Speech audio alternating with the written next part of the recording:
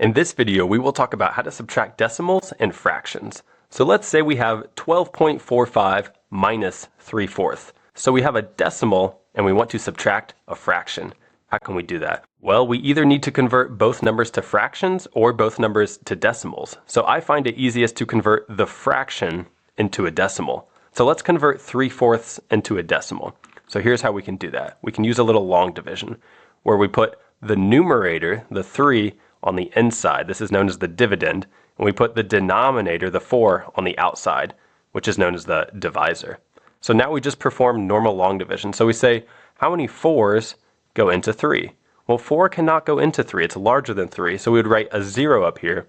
And here's the trick. We can write a decimal place right here and add a 0. Since 3.0, that's the same as 3. We're just showing the decimal place. Now, we can bring this decimal point up here. So we'll write it right here. And now we get to say how many 4s go into 30. So treat this as 30. So that would be 7. So we'll put a 7 right here.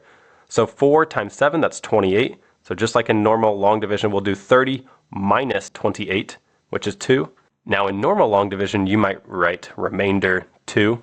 But in this case, when we're converting 3/4 to a decimal, we're just going to keep adding zeros until we finally end up with a remainder of 0.